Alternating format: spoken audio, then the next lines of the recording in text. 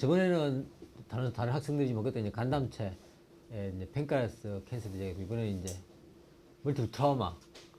요즘 이제 뭐 여러 워낙 사고도 많고 요새 뭐 그래서 이제 이런 트라우마나 이머전시 응급에 대한 구조 전환에 대한 것들이 지금 많이 정부에 투자를 많이 하고 그래서 많이 관심을 갖고 있습니다.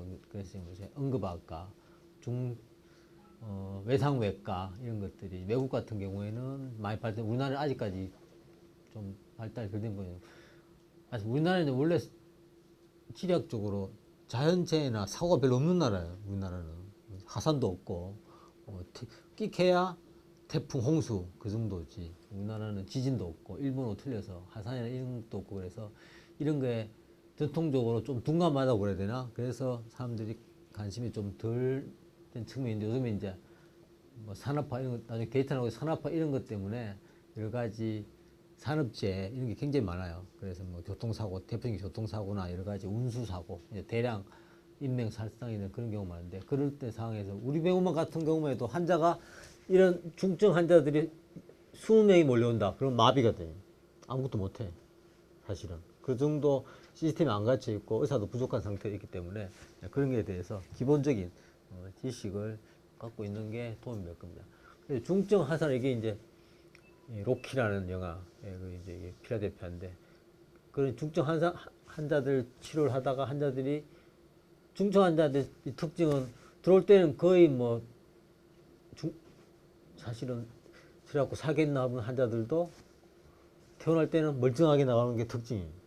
다른 게 다 건강하니까 소위 말하는 하트나 리버 이런 것도 건강하니까 트라우마에서 회복되는 환자들은 대부분이 일상적인 생활이나 자기 일을 다 할 수 있는 경우가 대부분. 그래서 이런 뭐라 그럴까 외과 의사로서 그런 느낌을 강하게 갈 수 있는 분야 중에 하나입니다. 이런 분야. 그래서 재작년인가 해도 이런 드라마도 한때 유행했었어요. 골든타임이라고. 요새 막 그 세월호 때문에 골든타임 놓쳤다. 뭐 그런 이야기 굉장히 많이 나오는데 보통 이제 1시간 정도, 트라우마에서 보통 1시간 정도 이야기를 해요. 골든타임은. 한성규 이야기하는데 그런 게 있어서 사회적 관심도 많이 이제 되는 분야 중에 하나입니다. 그런데 이제 이 중에서 이제 이런 이제 트라우마라는 건 여러 가지 과가 같이 복합되는 외과, 특히 외과, 흉부외과, 뭐 정형외과, 뭐 이런 여러 가지가 이제 모두가 같이 협진을 통해서 환자를 케어하거나 수술하거나 그런 경우가 많은데 그 중에서도 이제 외과 서전이 중심적인 역할을 해서 그러니까 디렉터가 되는 거예요. 그래서 디렉터가 돼서 조종하고 관장하고 그런 걸 하는 경우가 많습니다. 그래서 그거에 대해서 이제 좀 알아보려고 그럽니다. 이제 트라우마는 그냥 쉽게 이야기해서 우리 몸이 다치는 겁니다. 피지올로직하게 아나토미컬하게 인지를 받아서 정상적인 아나토미와 생리, 피지올로지가 깨지는 걸 우리 트라우마라고 그러죠. 여러 가지 형태로 나타나는데 뭐 체온도 떨어질 수도 있고 뭐 프랙처도 있고 출혈될 수도 있고 쇼크가 날 수도 있고 여러 가지 다 통틀어서 우리가 이제 트라우마라고 이야기를 해요. 어떤 우리 바디 어떤 부분이 운도로 생기는 거 이런 걸 주로 트라우마라고 이야기합니다. 보면 이제 트라우마로 죽는 사망자 수가 2009년 통계인데도 불구하고 전체 사망 원인이 한 6번째 정도 돼요. 그게 이제 6번째 정도 됩니다. 쉽게 말해서 자살 하루에 10명꼴로 자살되잖아요. 그죠? 우리나라가 지금 자살이 굉장히 높고 그런데 지금 거의 전 세계적인 거하고 비슷해요. 그래서 일단 자살도 이거에 부류에 들어가요. 정신적 트라우마 때문에 생긴 손상이니까 자살도 트라우마에 들어갑니다. 자살도 육체적인 트라우마도 이번에는 육체적인 트라우마에 대해서 이야기할 건데 멘탈리 트라우마는 것도 자살 포함되기 때문에 굉장히 많은 수를 차지하고 있다고 보면 돼요. 보면은 여기 이제 왔어요. 그죠? 3대 총 사망자 50%가 암, 뇌혈관 질환, 심장 질환으로 사망을 합니다. 자살자 수가 2009년에 15,000명. 그럼 하루에 몇 명이에요? 굉장히 많았어요. 자살자 수가. 굉장히 많은 거예요. 19.3% 증가했어요. 그래서, 이제 요즘은 신종인플루언자 요새는 뭐 옛날같이 뭐 전염병이 확 창궐하거나 그러지 않기 때문에 어느 특정 원인에 의한 사망자 수가 확 늘어난 일은 없지만은 요 근래 가장 많이 지던 거는 신종 인플루엔자 때문에 이때는 사망자 수가 많이 늘었습니다. 예. 그리고 이제 트라우마로 사망하는 환자들 대부분이 30, 40대 젊은 층이에요. 항상 생산성이 좋을 때 그런 환자이기 때문에 사회적으로는 굉장히 큰 영향을 미치는 겁니다. 이제 3대 쭉쭉 놔야 되는데 암이나 이런 게 이야기했고 당뇨, 운주사고 이런 거죠. 이렇게 해서 6위 정도 됩니다. 굉장히 높은 거예요. 예. 그래서 아무래도 일주는 사고가 제일 많아요. 사고 이제 그러다 산업이 고도화되면서 이제 산업재해에 불구가 되거나 사망되거나 그런 사람이 굉장히 많습니다. 그래서 트라우마를 줄이는 결국 일단 환자를 사망에서 구하고 사망에서 구해진 환자들은 후유장애가 안 남고 정상적인 생활에 복귀할 수 있게 하는 목적이 가장 큰 목적이에요. 그 목적을 이루기 위해서 가장 중요한 게 첫 1시간이에요. 골든타임. 그때 어떻게 하느냐에 따라서 환자 여유가 많이 결정이 되는 겁니다. 예. 보면 이제 이런 거예요. 전체적으로. 이것도 이제 아까 이야기했던 이것도 이제 트라우마이기 때문에 이렇게 치면은 굉장히 보통 6, 그 정도 됩니다. 예. 이때는 뭐 굉장히 워낙 사고 많이 요새 조금 나아져서 이제 좀 떨어졌어요. 옛날은 뭐 교통사고가 뭐 세계 1등 그랬으니까 요즘 좀 조금은 나아졌습니다. 그래도 아직까지 높은 거예요. 운수사고는 여러 가지 이제 뭐 다 이번에 세월호 사건도 다 같이 들어있는 건데 이 안에 아무래도 남자가 많습니다. 남자가 여자보다 많은 경우는 당연한 거죠. 아무래도 그런 게 노출된 빈도가 높기 때문에. 그래서 이 트라우마에 노출된 거는 애일 때 막 그림 그리기 막 시작할 때 그때 높았다가 좀 떨어졌다가 30대 또 확 올라갑니다. 항상 일할 나이, 어릴 때. 예, 두 가지 피크 페이스가 주로 있어요. 그래서 이제 트라우마 환자들을 이제 쭉 우리가 해보면은 이제 보통 이제 사고 나면 이미디어트 데스가 제일 많아요. 50%는 현장에서 거의 적사를 합니다. 우리가 보통 적사하는 원인은 뭐 아우터나 하트, 대량 출혈이 유발되거나 신경학적 브레인스템이나 스파이널 코드가 뭐 인지를 받는 경우, 갑자기 뭐 이게 레스피레이터 레스트가 오는 경우는 그 자리에서 5분 이런 경우는 뭐 소위 말하는 5분 내에 다 적사하게 되어 있습니다. 그다음에 이제 얼리 데스가 30%예요. 일단 수분에서 1시간, 2시간까지 되는데 이걸 이제 우리가 골든 아워라 그래요.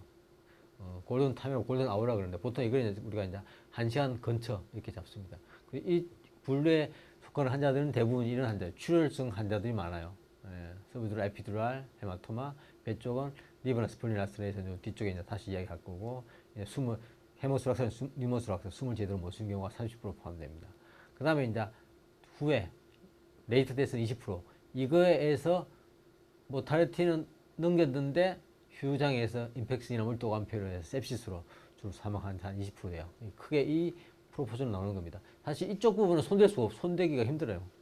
어차피 현장에 즉사는 거예요. 이 부분에서 얼마나 환자를 구해내느냐, 그리고 이 퍼센트를 얼마나 줄이느냐, 그리고 아까 얘기했던 그 다음에 휴유 장애를 얼마나 줄이나, 멘탈리 피지컬리를 줄이냐 하는 게 가장 중요한 키포인트입니다. 이런 거예요. 막 침대 밀고 가고 이런 이제 고동탑이랑 응급실에서 일어나는 그런 것들을 이제 드라마를 한 적이 있어요. 이게 트라우마 때문에 생긴 크리티컬 1 페이션트의 주로 나는 사이클입니다. 환자들 이제 출혈되면 체온이 떨어져요. 체온이 떨어지면은 출혈이 더 잘 안 멈춰져요. 코아귤로 패시가 오고 출혈되면 애시도시스가 옵니다. 애시도시스가 오면 이게 또 더 조장이 돼요. 그래서 이게 계속 이 사이클이 돌면서 계속 심해지면 비시스 사이클 돌면서 환자는 사망하게 돼요. 그래서 거꾸로 해요. 환자가 사고 나면 일단 체온을 먼저 보존해야 돼요.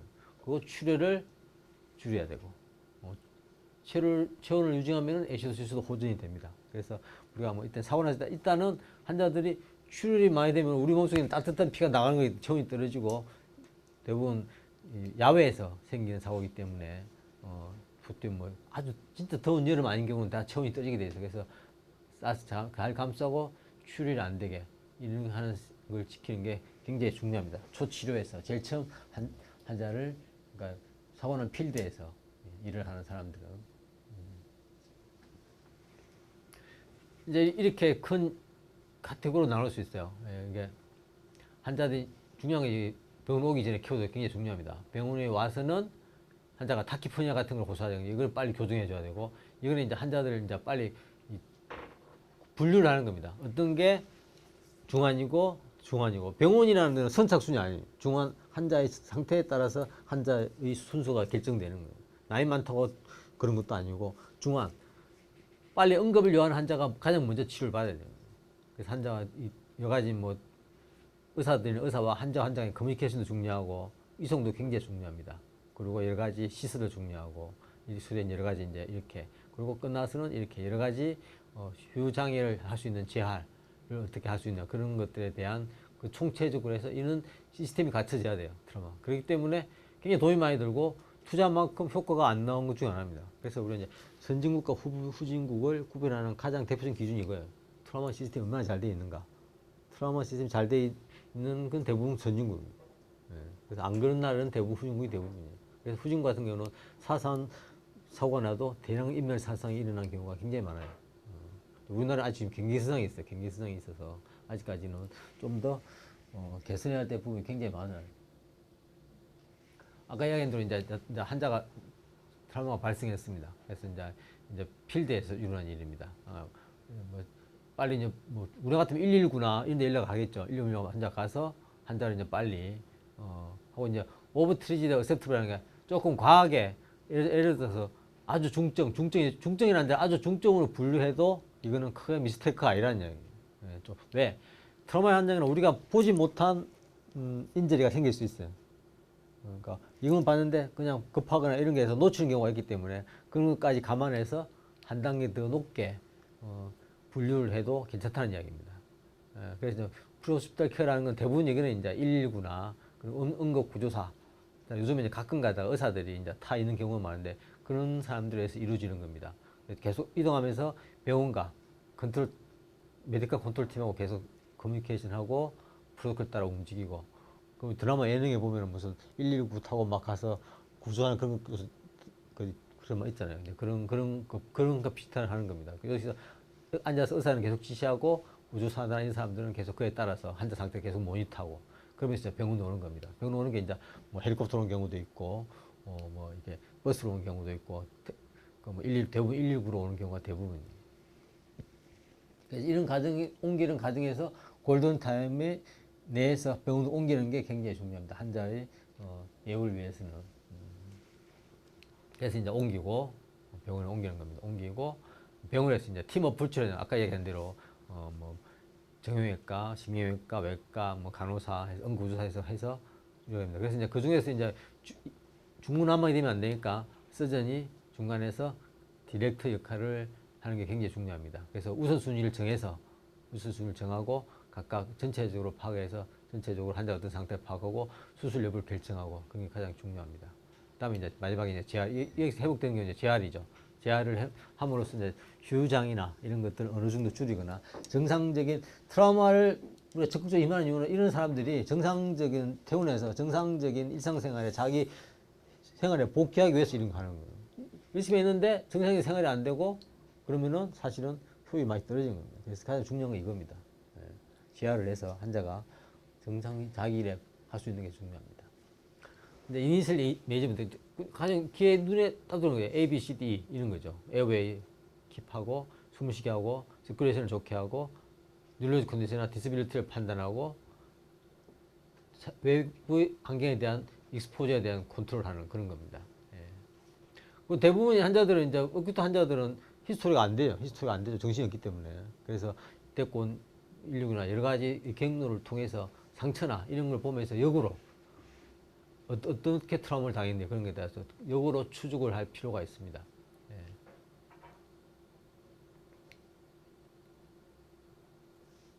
근데 처음에 말씀대로 처음에 이게 정확한 진단이 안 되는 경우가 많아요. 트라우마 환자들은. 그래서 처음에 진단이 안 되더라도 그에 가장 준하는 이걸 먼저 시행하는 게 가장 우선이 어떤 환자들 간에 환자 바이탈 사인 유지하는 게 가장 우선이기 때문에 그래서 이게 ABCD 이게 가장 중요합니다. 트라우마 환자들은 가장 기본이고 공통에 보면 이것들은 쭉 이거 따지면은 특별한 기구나 검사 없이 할 수 있어요. 에어웨이 숨 쉬는 사람 기대 보면 알아요. 그리고 청진기 대 보면 알아요. 혈압 재보면 알아. 그죠? 그러니까 기본은 사람이 하는 거예요. 기본은 사람이 피지컬 해서 숨을 쉬나 안 쉬나, 펄스가 만져지나 안 만져지나, 렁사운드 괜찮아 안 같으냐, 렁사운드 청진 대보고 렁사운드 안 들리면 렁사운드 안 들리면 뉴모스락스나 헤모스락스가 있을 가능성이 많고, 그럼 그에 따라서 엑스레이를 포토볼을 부르면서 그 전에 다른 처치를 하거나 그런 처치가 들어가야 됩니다. 이제 환자들 이런 환자들이 많아요. 쇼크 스테이트한 환자들이 굉장히 많습니다. 일반적인 쇼크이라도 막 병실에 본 환자들은 BP 떨어지고 우리가 계속 모니터했기 때문에 BP가 떨어지고 티피카를 알 수 있는데 이런 환자들은 사실 알기 힘들어. 의식도 없는 데다가 어떤 사람은 또 술이 만땅으로 취한 사람도 있고 그런 사람들은 사실은 이게 쇼크인지 정신없는 건지 굉장히 알기 힘들어요. 근데 그러나 이런 범주에 들어있는 환자들은 쇼크에 준해서 치료를 해야 되는 겁니다. BP가 떨어지거나 유린 아웃풋이 떨어지거나 펄스가 약하다거나 이런 것들. 그리고 하직 이게 익스트리미티가 차갑거나 조금 탄력성이 떨어진다거나 이런 타키카디아, 타키푸니아 이런 환자들은 쇼크에 준해서 쇼크이라는 의심을 갖고 그에 맞게 환자를 처치하는 게 중요합니다. 이런 것도 마찬가지. 이것도 어떤 특정한 기계 없이 검사 없이 다 할 수 있어요. 만져보고 터치해보고 다 할 수 있는 거예요. 청진기 때 우리 몸에 갖고 있는 청진기나 이런 걸로 다 할 수 있습니다. 그래서 항상 이야기할 때 피지컬 입점이나 바이탈 사이즈 중요하다는 게 이런 거예요. 에어웨입니다. 아까 이야기했던 기억한다. 근데 사고가 나서 에어웨 이런데 헤마토마 생기거나 이런데 되면 이제 기도를 먼저 확보해야죠. 그래서 이제 이런 경우는 어느 여유가 있을 때, 기도가 있을 때는 인투베이션을 하면 됩니다. 그런데 그게 안 될 경우에는 타라케스토미를 해야 돼요. 타라케스토미 해서 여기 사이로 글루코스 카틸라지, 그래서 글루코 사이로덱토미를 해서 여기다가 튜브를 넣거나 이런 처치를 주로 합니다. 이걸 하거나. 그래서 일단 에어웨이를 만들어줘야 돼요. 에어웨이. 의식이 없거나 그러면 입안에 뭐가 침이 고이거나 뭐 고여서 이게 막고 있으면 숨을 쉴 수가 없어요. 기도에 막혀서. 그래서 이런 경우는 다 썩신해내고 튜브를 넣어서 일단 기도를 만들어줘야 합니다. 에어웨이를 확보하고 그 다음에 에어웨이를 확보한 다음에 숨이 쉬는가 안 쉬는가 확인해야 돼요. 숨이 쉬는가. 보면 이제 이런 경우는 오른쪽 렁이 화야 돼요. 헤모소락스. 이쪽 경우에는 뉴모소락스. 공기만 같아요. 여기 이제 여기는 렁이 파란칼 보이긴 안 보입니다. 그렇죠. 이거는 텐션 뉴모소락스. 텐션이 걸려서 하트가 지금 밀려있어요, 이쪽은. 초이머전지. 이런 경우는 여기다가 바늘 하나 뿡 뚫어서 공기를 빼줘야 됩니다. 그러니까 이게 텐션이 풀리면서 이렇게 옮기면서 이게 밀리니까 이쪽 렁도 기능이 없어지게. 가장 초이머전지. 이것도 마찬가지예요. 인스펙션이나 발피테이션, 어스컬테이션으로 충분히 진단할 수 있어요. 그리고 체스트 엑스레이까지 하면은 이 정도는 충분히 진단할 수가 있습니다. 그다음에 서큘레이션, 주로 블리딩이나 이런 경우에는 이제 가장 서큘레이션 유지하는 게 가장 중요하죠. 이거는 이제 카디악 템포나데. 요 그때 여기 이제 페리카드알 이푸전이 찬 거잖아요. 이렇게 피가 차고 나. 그래서 하트가 이렇게 늘어난 겁니다. 이게 압력이기 때문에 하트가 딜라테이션 못하기 때문에 이제킨 프로젝이 자꾸 줄어들죠. 이렇게 자꾸 압력이 많이 늘어나지 못하니까 다이아스톨릭이 볼륨이 줄어드니까. 그래서 BP도 떨어지고 하트레이트 올라가고 엑스레이 찍어보면 알 수 있고, 이것도 마찬가지로 이것도 정직이 대부분 알 수 있습니다. 이런 경우에는 여기다가 쿡판을 찔러서 안에 있는 페리카드나 블루이드나 플루이드를 밖으로 빼내면은 금방 좋아져요. 좋아집니다. 그래서 이제 서큘레이션이 안 좋을 때는 가장 중요한 게 링그 락테이트 솔루션입니다. 그냥 노말셀라인. 우리 몸과 가장 크리스탈로이드를 쓰는 게 일단 IV로 먼저 라인을 유지해야 돼요. 이게 BP가 떨어지거나 그러면 라인도 안 잡히기 때문에 한다고 할 때 일단 라인을 유지해야 라인에서 우리가 메디케이션도 들어가고 그렇습니다. 그래서 페리페럴 라인이 안 될 때는 센터 라인 잡아야 돼요. 카로티드 베인이나 엑실라리 베인 이런 걸 잡아야 됩니다. 이렇게 해서 센트럴 카테터도 삽입을 하고 이런 걸 합니다. 그다음에 이제 여러 가지 이제 판단해야 돼요. 뉴릭 때문에 뭐 글라스코마 스코어나 여러 가지 이 크라이테리아를 준해서 환자의 장애 그 손상 정도를 판단합니다. 그다음에 이제 온몸을 다 드러내야 돼요. 그래서 혹시 겉으로 드러나는 거 머리부터 발끝까지 완전히 다시 자세하게 다른 인저리가 없나 그걸 확인해야 됩니다. 이거에 대해서 나중에 다음에 나오는데 저 여러 가지 좋은 애가 있어서 그때 다시 또 설명을 합니다. 여러 가지 스케일입니다. 글라스코마 스케일부터 시작해서 여러 가지 스케일을 따라서 등급을 매겨서 이 환자는 예후가 어떻게 했다. 이 정도면은 ICU에서 어떤 케어를 해야 되겠다. 해서 분류를 해서 그에 따라서 처치를 하게 됩니다.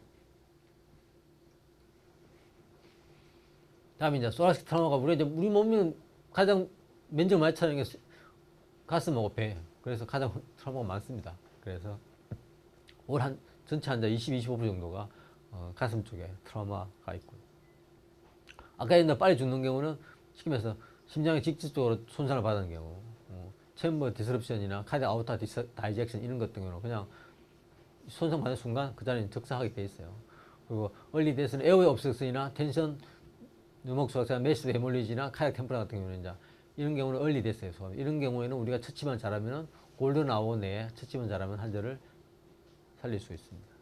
메이저 메틀 아까 얘기한 대로 소라 센테시스 튜브도 넣거나 이런 걸 하고 페리카드 센테시스를 하거나 이런 걸 통해서 환자를 처치를 할 수가 있습니다. 그래서 레스피레 풀말 근육 때문에 쉽게 말해서 숨쉬기 힘든 경우, 뭐 인터코스탈 머슬이나 리프렉스 이런 경우는 숨을 아파서 환자 숨을 못 쉬는 경우입니다. 그런 경우는 빨리 페인 컨트롤 마취해서 벤틸레이터 빨리 그려야 됩니다. 예. 그래서 환자가 레스피레이션을 할 수 있게 도와줘야 됩니다. 이런 경우죠. 이런 경우는 여기다 튜브를 넣어서 이걸 이제 밖으로 드레인지 이것도 마찬가지입니다. 그래서 소라코토미 체스트 튜브 넣는 겁니다. 주의할 점은 여기 이제 밑에 베인 아트리 너브가 지나가요. 인터코스트 립 아래쪽. 그러니까 항상 위를 타고 올라가야 돼. 이렇게 위를. 이렇게 툭 들어가 요거 출혈돼서 출혈로 또 죽을 수 있어요. 환자가. 그래서 항상 이 튜브나 우리가 모든 풀수를 다 마찬가지예요. 다른 데도 마찬가지예요. 립 말고 항상 본이 있으면 그 위쪽으로 들어가야 돼요. 항상. 아래쪽에는 뭐가 지나가게 돼 있어요. 신경이나. 그래서 항상 가장 대표 중에 립.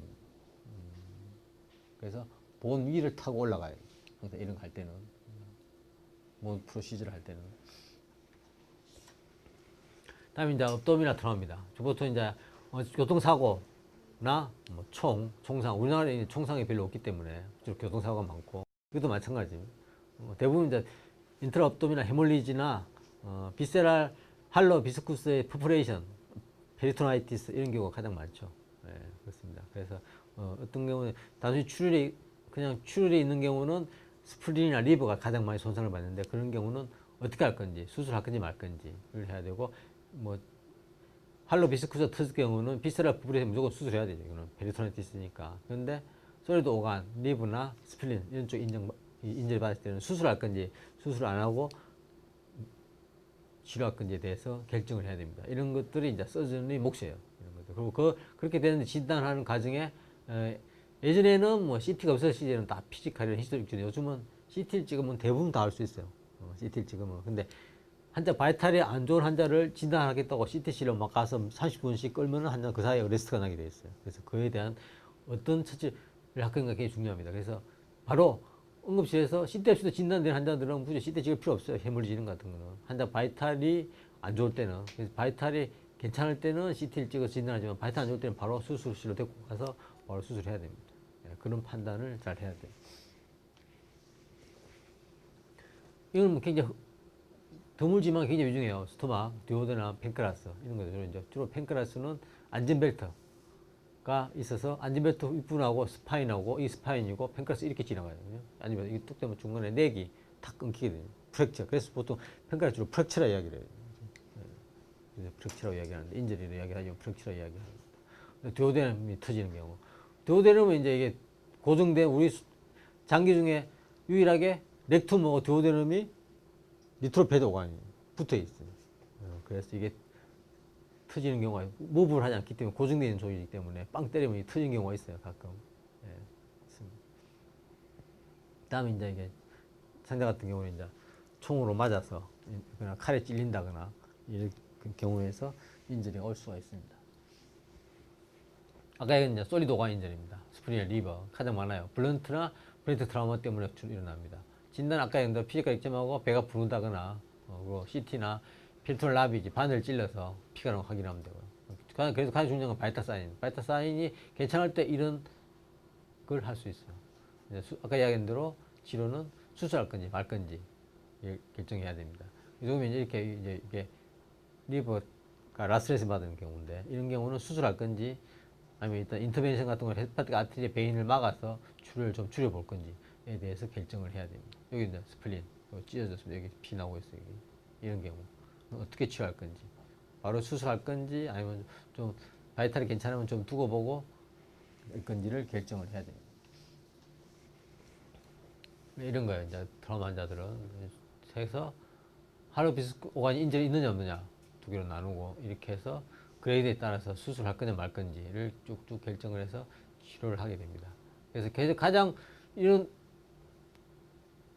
알고리즘 최종 목적은 수술할 건지 말 건지 어떤 기준에 따라서 우리가 수술을 결정할 건지를 정하는 단계입니다. 그래서 그 각 단계별로 여러 가지 피지컬 액점이나 검사나 이런 걸 이용해서 판단을 내려야 됩니다. 이게 이제 가장 어려운 과정입니다.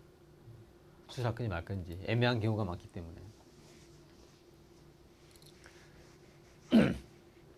다음에 이제 이게 주로 이제 리버가 트라우마를 받는 경우인데 주로 이제 이런 쪽이 많이 손상이 간다는 걸 이야기한 거예요. 이거는 바로 이쪽에 스파인이 지나가요. 그죠? 그래서 꾹 누르면 여기 쭉 가슴 립이 들어가면서 스트럼이 누르게 돼요. 그럼 여기 딱 이 부분입니다.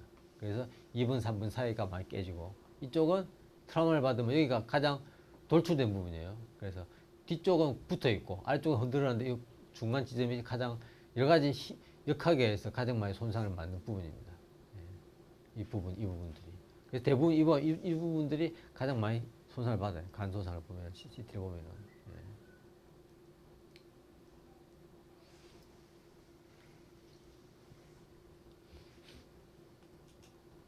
이제 좀 아까 이야기한 대로 이제 이게 타입에 따라, 트라우마 타입에 따라서, 아까 A 타입, B 타입 주로 이야기한 겁니다. A 타입, B 타입인 경우는 이제 A 타입일 때 어떤 경우에 A 타입이 많고, 아까 얘기한 대로 이게 히스토리가 잘 안 된다 그랬잖아요. 상처를 보고 그걸 보고 거꾸로 역해서 하는 겁니다. 이렇게 하는 거죠.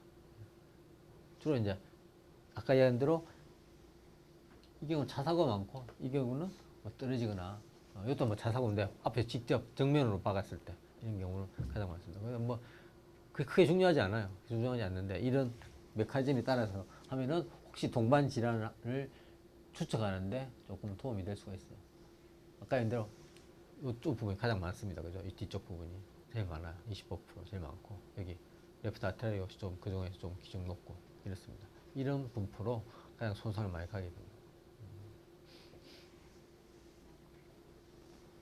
아까 한 대로 이건 아까 한 대로 A 타입, B 타입, A 타입, B 타입. 딱 여기 스파인 위에 딱 여기도 마찬가지. 오늘 스트럼 때문에 눌려서 여기가 트라우마 받아서 이렇게 지디 이게 두부 이게 지듯이 이게 겁니다. 이게 지죠. 그럼 이제 보면 이게 다이가 이렇게 하얗게 새는 거 볼 수 있어요. 이렇게 새는 거 뚜렷하게 세면 이제 헤파틱 아테리가 손상을 받았다 그러면 이제 엔지오에서 헤파틱 아테리를 막거나 그럼 출혈을 조금 줄이거나 좀 딜레이 시킬 수 있습니다. 이렇게 할 수 있어요. 이제 이게 여러 가지 이렇게 아까 이야기한 대로 우리가 이제 수술을 하거나 말거나 그런 기준을 이제 이게 다른 사람한테 이 환자가 리버 라센이 되는데 그래도 어느 정도다. 1, 2, 3, 4, 5, 6 이렇게 하면은 헤마토마 이걸 하면은 그 사람이 어느 정도라거나 금방 이해할 수 있어요. 그래서 이 기준에 따라서 분류를 해서 치료하는데 도움이 되게 이렇게 만들어 놨습니다. 스케일을 일종에 만들어 놔서 이 정도면 보통 1, 2, 3 좀 되면은 뭐 수술 안 해도 된다. 4, 5, 6 같은 경우는 수술 안 하면 환자 생명 위험할 수 있다. 그런 기준을 나눠놓은 겁니다. 이런 기준으로 보통 이제 우리가 나눠서 치료하는데 기준으로 삼고 있습니다. 그렇죠. 이런 거는 1이지. 1, 2, 뭐 3, 4. 이건 헤파틱 베인까지 찢어졌습니다. 이런 경우는. 여기는 조금 뭐 약간 그 정도. 여기도 마찬가지고. 이런 기준으로 나오면 그레이드 2, 그레이드 1, 그레이드 3 이렇게 되어 있습니다. 그래서 이런 기준으로 나누기도 해요. 일단 리버니어 트라우마와 같이 아까 얘기한 대로 동반 손상을 파악하는 게 굉장히 중요하다고 그랬어요. 그래서 주로 말하는 게 본 프랙처. 주로 사고나 떨어지거나 교통사고가 많기 때문에 이 세 가지가 가장 많아요. 세 가지가. 그래서 동반 질환이 어떤 게 있는지 특히 이런 부분에 대해서는 이것 때문에 또 환자가 이럴 수 있기 때문에 어떻게 하는 게 대해서 미리 파악하는 것도 굉장히 중요합니다. 이제 1년대 40세 남자 환자입니다. 이제 사고가 난 지점이 우리 저 병원 들어온 주차 게이트 거기서 사고가 났어요. 환자 위에서 내려오고 밑에서 올라오고 두 개가 땅 부딪혔습니다. 그래서 응급실 앞에서 사고가 나서 와서 바로 수술 들어갔어요. TA로.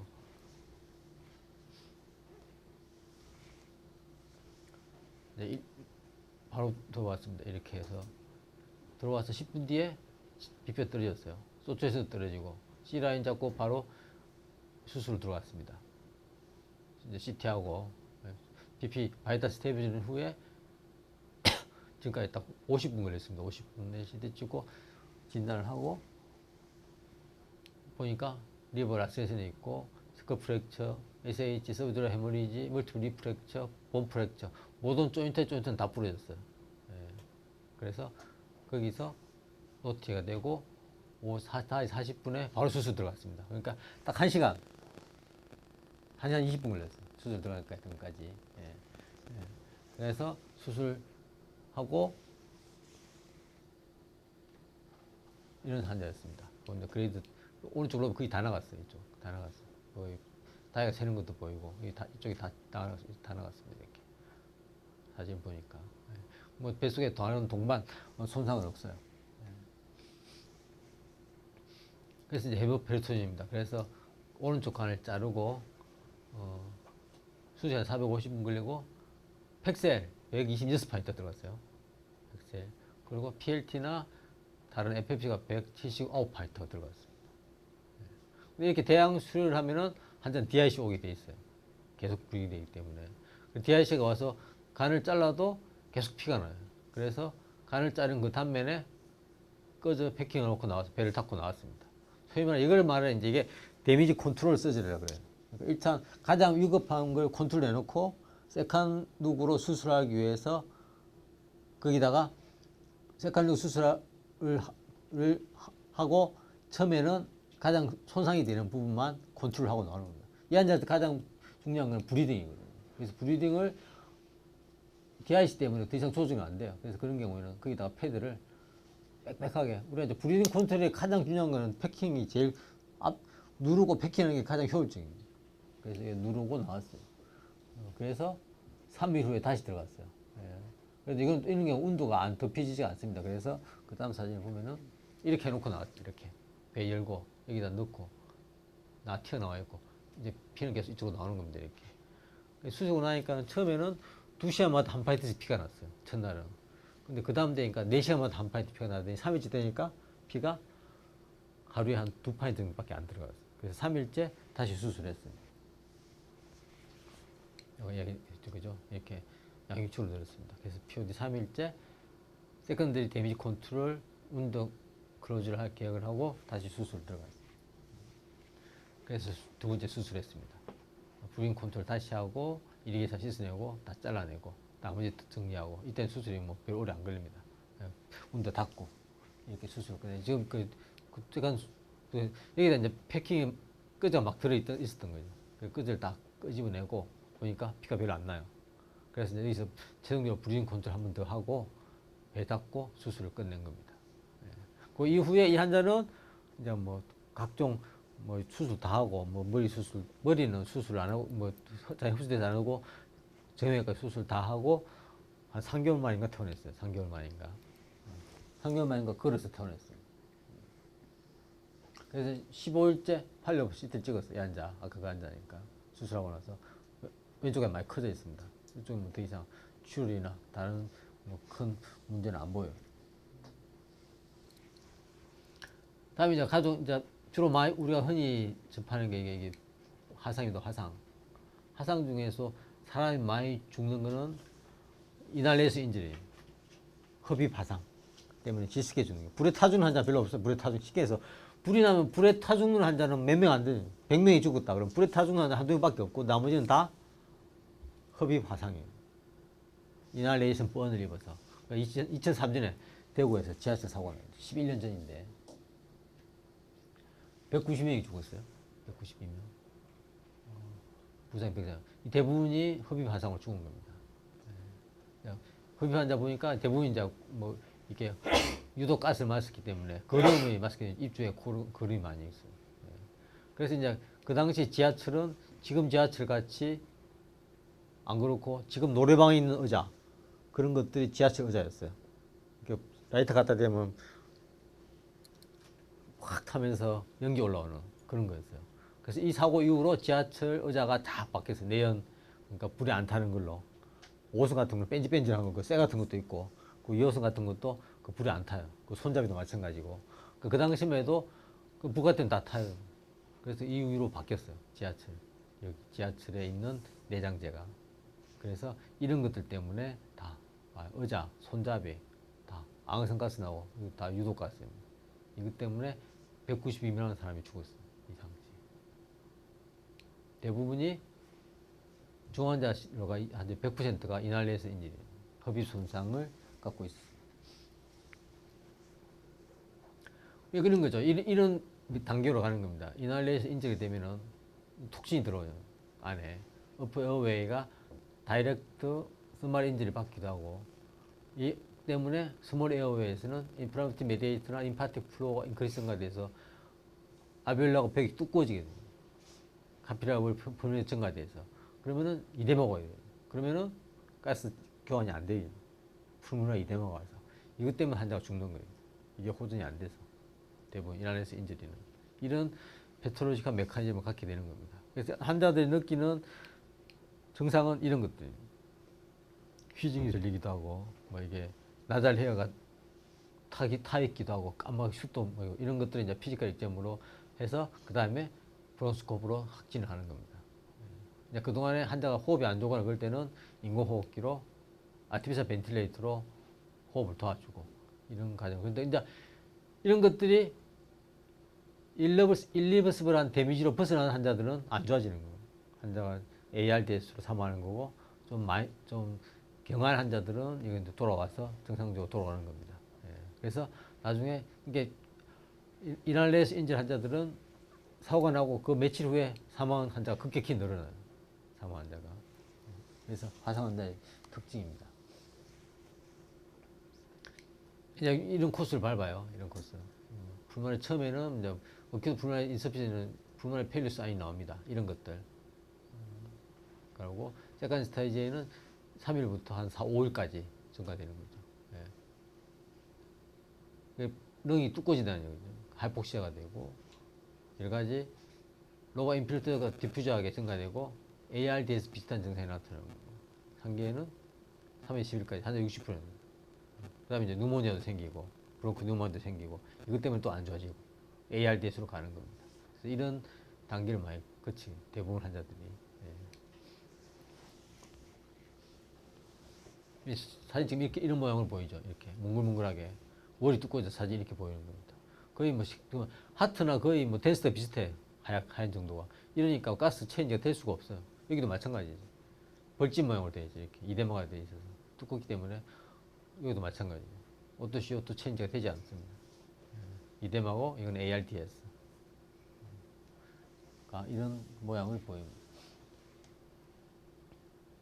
이제 여기까지 이제 우리가 인투베이션을 해야 되거나 이런 기준을 이야기해요. 인투베이션을 해야 되는 기준. 이런 경우는 인투베이션 해야 되는 겁니다. 매니지먼트 이야기하는 거고. 예. 가장 간단한 거, 숨을 못 쉬니까 숨 쉬게 해줘야 돼요. 숨을 쉬게 해주는데, 그 들어간 공기가 가스 익스체인지가 돼야지. 가스 익스체인지가 되게 도와줘야 돼요. 그래서 이대마를 줄여야 되는 거고, 노력도 해야 되는 거고, 그리고 이제 가래도 많이, 미디움 및 라지 에어웨이가 막히는 것들은 가래, 이런 것 때문에 막혀요. 그래서 그런 경우는 풀마이 토일렛을 통해서 좀 밖으로 배출해주게 하고, 그런 다음에 가스가 알베올로 레벨에 들어가서 이게 가스 익스체인지 잘 되게 그렇게 하는 걸 도와줘야 됩니다.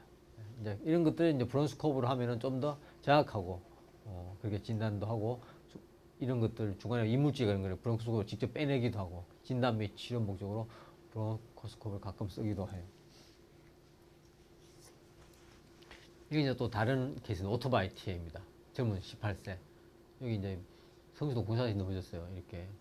예. 우리가 이제 환자가 딱 오면은 처음에는 쭉 서베이를 얘가 환자가 어떤 상태인지, 뭘 해야 되는 건지, 그런 다음에 레디올로지나 레버노트리나 레디오 인벨루션을 하고, 그 다음에 이제 어떻게 할 건지, 뭐 1이 3단계로 하게 됩니다. 보니까 환자가 이제 이래요. 풀문에 컨투전이 있고 해물 속에 있었어요. 숨 못 쉬어, 컨투전 때문에. 그래서 튜브 넣고 체스트 튜브를 넣었습니다. 그리고 얼굴에 블러와 자이고마틱 프랙처가 있습니다. 그래서 이건 오픈 리덕션을 했어요. 이게 안 하면 이게 찢어지거나 그래서 CSF가 나오거나 그래서 CNS 임팩트 생길 수 있습니다. 그래서 일단 먼저 케어를 해야 되고, 스플린, 여기 보면 스플린 라스레신이 있어요. 그래서 이거는 바로 수술 안 하고 한두 이틀 보다가 계속 브리딩이 계속돼서 고시표대 3일째 수술했고, 코니아 라스레신이 있었고, 어큐트 이날 페일러가 있었어요. 라부도 마이오라이시스 때문에. 그러니까 쉽게 해서 근육이 막 뭉개지거나 인절이 받아서 ARF 온 겁니다. 근육이 쪼개지면서.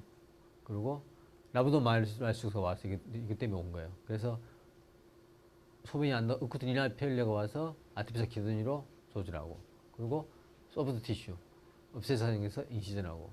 쉽게 말해서 이게 했는데 온몸에 그 쉽게 성대가 별로 없어. 그죠? 성문대가. 구석구석 다 인지다. 이런 걸 찾아내는 게 굉장히 중요해요. 치료도 이런 거 하나 놓치면은 이것 때문에 환자 그게 안 좋아지는 경우.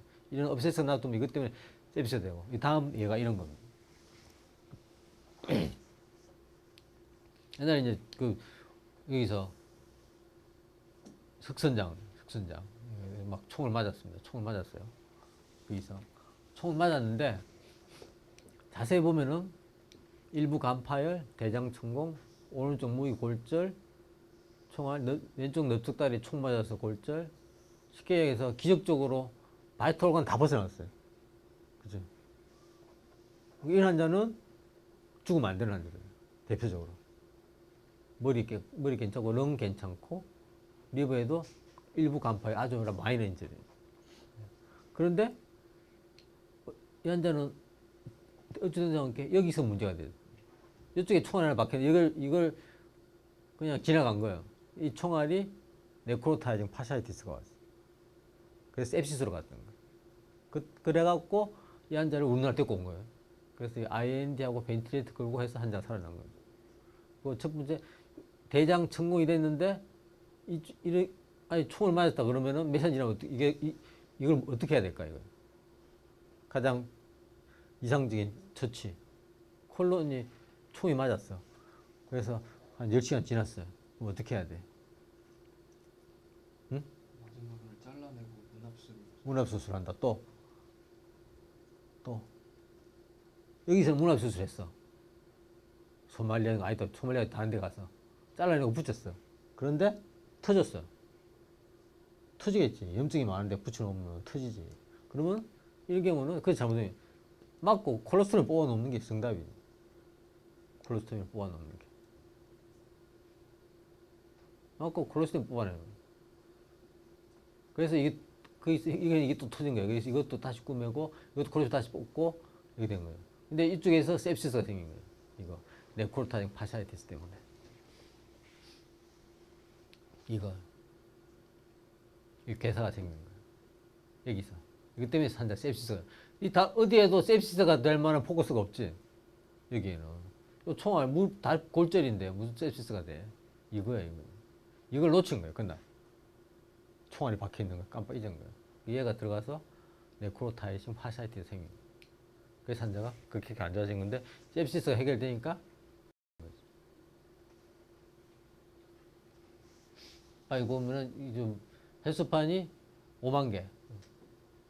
이거 좀 나아지고 있다는 거죠. 이거는 열이 난다는 얘기고. SIRS를 시사하는 소견이. 이렇게 네코타인 판사티스. 그래서 이런 경우는 쫙 와이다 끄어내고 드레인만 시키면 되죠. 네코타인 판사티스가 왔던 겁니다. 그러니까 일정 부분에서 한두 개를 놓치거나 그러면 환자가 이렇게 안 좋아질 수 있는 거예요. 멀티플 인자가 많기 때문에. 그래서 머리부터 발끝까지 다 확인해야 돼요. 눈으로.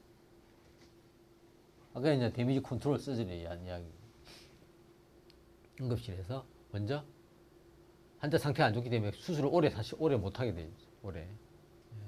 그래서 그동안에 쭉 발전되어 오다가 여기 이제 이라크 전쟁 때 하고 나서 이게 이제 이렇게 많이 이제 교과서상으로 정립이 됐습니다. 그래서 환자 상태가 안 좋을 때 뚜렷하게 모든 수술 다 끝내라지 말고 데미지만 컨트롤하고 그 다음 세컨 누구를 하자 이런 걸 이야기하는 겁니다. 이런 개념이 생긴 거예요. 그러니까 스테이지 프로시저 쉽게 말해서 수술 2번, 3번 하는 거예요. 수술 2번, 3번. 첫 5분 안에 어떤 할 건지, 어떤 수술할 건지를 결정을 해야 된다는 얘기예요. 빠른 시간 내에 중환자실에 가서 또 치료하고 이런 시간에 따라서 아까 이건 똑같아요. 이거 이제 좀 더 자세히 이야기합니다. 하이포세미아, 아시도시스, 과학윌로 패시 이런 게 DIC가 나오거나 이런 것들을 더 조작하거나 그렇게 된다는 이야기. 이제 운책입니다. 세 가지. 컨타미네이션을 방지하고 해무질 컨트롤하고 다른 인ju리를 방어하기 위해서 이 세 가지를 위해서 이걸 컨트롤 라파로토미를 하는 겁니다. 그래서 이제 배에 닿는 걸 그렇게 아까 얘기한 대로 그런 식으로 닫아놓고 나중에 다시 하고 CR로 아까 우리가 지금 한 게 이거예요. 이거. 그래서 다음에 수술할 때 좀 더 용이하게 하는 그런 겁니다. 아까 이제 리버 아까 얘기 나왔잖아요. 그죠? 이제 패킹하고 뭐 여러 가지 테크닉이 있습니다. 이거는 이제 학생들이 이거까지는 알 거 없어요. 그래서 이런 테크닉을 이용해서 수술을 데미지 컨트롤을 하는 겁니다. 아까 이제 크리티컬 케어요. 크리티컬 케어. 가장 중요한 거는 메타볼릭 페리를 빨리 돌리세워야 됩니다. 에시도시스나 이런 것들을 하이포세미아 이런 걸 빨리빨리 정상으로 돌려야 환자 서바이벌 올라가게 돼 있어요. 에시도시스. 그래서 여러 가지 뭐 약을 쓰기도 하고 벤틸리터 쓰기도 하고 수술이 되기도 하고 이런 걸 이용해서 이렇게 환자를 생존을 높이는 겁니다. 이제 두 번째 수술하는 거죠. 이제 두 번째는 이제 수술은 이제 들어가서 수술을 완벽하게 하는 거고 뱃속에 있는 모든 걸 다 병변을 다 제거하거나 잘못된 걸 다 고치는 게 목적입니다. 두 번째 수술에서는 우리가 일반적으로 캔서 수술하듯이 일렉티브 수술하듯이 모든 걸 다 하고 나와야 돼요. 모든 걸 다. 한 번 다시 수술 안 하게. 그게 이제 언제 할 건가 굉장히 중요합니다. 언제 할 건가. 환자 보통 한 이틀 3일 때 하는 게 가장 이상적이에요. 3일째 POD. 여기 24일 48시에 하는 게 가장 이상적이라고 되어 있어요. 그래서 빨리 들어가서 나머지를 교정을 해야 돼요. 메타볼릭점만 회복이 되면은 빨리 들어가서 수술하는 게 가장 효과적입니다. 그래서 타이밍이 굉장히 중요해요. 컨트롤되면. 아까 얘기한 대로 이제 우리가 전쟁이라는 거는 굉장히 여러 사람이 죽고 굉장히 여러 가지 상황이 많이 나기 때문에 그걸 통해서 굉장히 많은 발전을 하게 됩니다. 인디안 전쟁 이런 게서 운더 컨트랙션 여러 가지 이런 게 돼 있고 좀 우리가 알기 쉬운 거는 이제 미국 시민 전쟁입니다. 그래서 뭐 그때는 애프테이션도 나오고 트랜스푸전도 이때 주로 시행이 되고 그랬어요. 그리고 이제 스프린팅도 하고 1800년대 이랬습니다. 이게 이제 조금씩 발전이 되고 그러면서 1차 대전, 2차 대전, 한국 전쟁까지 이렇게 되어 있습니다. 그게 좀 발전해서 이제 해력 은행이 되기도 하고 그래서 크리스탈 플라즈마를 사용한 것도 이때 집중적으로 사용했습니다. 그리고 2차 대전. 이제 우리 이제 이동병원이라고 그러죠. 이동병원. 야전에서 직접 병원이 이동하면서 환자를 치료하는 겁니다. 이게 이제 우리 6.25 전쟁 때도 메시라 그래서 이동병원, 병이 옮겨 다니는 거죠. 있잖아요. 청자마에서 콜로니 tested 때 콜로스토미를 이때 했어요. 일단 콜로스토미 빼놓는 거죠. 그리고 한국전쟁. 메시. 아까 얘기했죠.